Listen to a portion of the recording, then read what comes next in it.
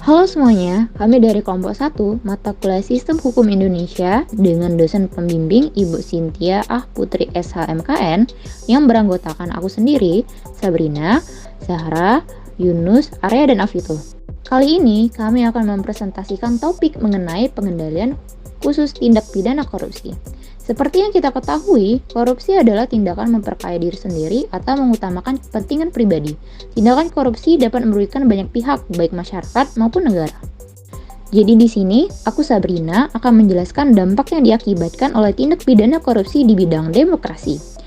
Di dalam dunia politik, korupsi mempersulit demokrasi dan tata pemerintahan yang baik dengan cara menghancurkan proses formal.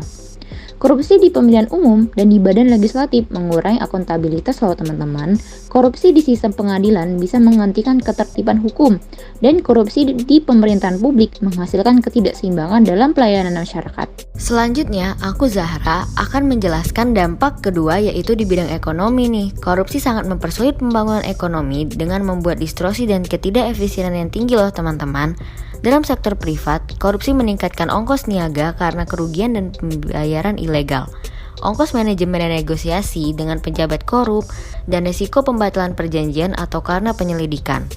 Lalu yang ketiga di bidang pembangunan yaitu korupsi politis ada di berbagai negara dan memberikan ancaman besar bagi warga negaranya. Korupsi politis sebagai kebijakan pemerintah sering menguntungkan pemberi sogok, bukannya untuk rakyat luas. Satu contoh lagi nih teman-teman, bagaimana politikus membuat peraturan yang melindungi perusahaan besar namun merugikan perusahaan-perusahaan kecil. Halo, aku Arya. Di sini saya akan menjelaskan persepsi masyarakat tentang korupsi nih. Kelompok mahasiswa sering menanggapi permasalahan korupsi dengan emosi dan demonstrasi. Mereka memberikan saran kepada pemerintah untuk bertindak tegas kepada para koruptor. Hal ini cukup berhasil, terutama saat gerakan reformasi tahun 1998. Mereka tidak puas terhadap perbuatan manipulatif dan koruptif para pejabat. Oleh karena itu, mereka ingin berpartisipasi dalam usaha rekonstruksi terhadap masyarakat dan sistem pemerintah secara menyeluruh, mencinta-cintakan keadilan, persamaan dan kesejahteraan yang merata.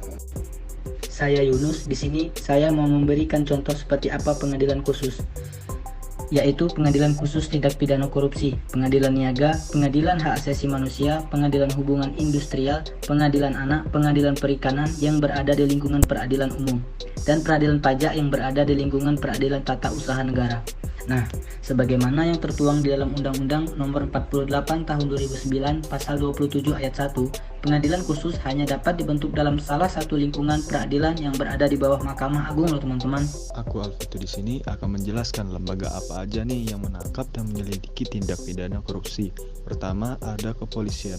Menurut Undang-Undang Nomor 2 Tahun 2002 tentang Kepolisian Negara Republik Indonesia, telah diuraikan juga mengenai tugas dan tanggung jawab sebagai penyidik dan Undang-Undang Nomor 31 Tahun 99 tentang pemberantasan tindak pidana korupsi yang diperbaharui dengan Undang-Undang Nomor 20 Tahun 2001. Lalu, ada yang kedua, yaitu kejaksaan. Menurut Undang-Undang Nomor 16 Tahun 2004, kejaksaan adalah lembaga negara yang melaksanakan kekuasaan negara, khususnya di bidang penuntutan. Yang terakhir ada KPK, Komisi Pemberantasan Korupsi.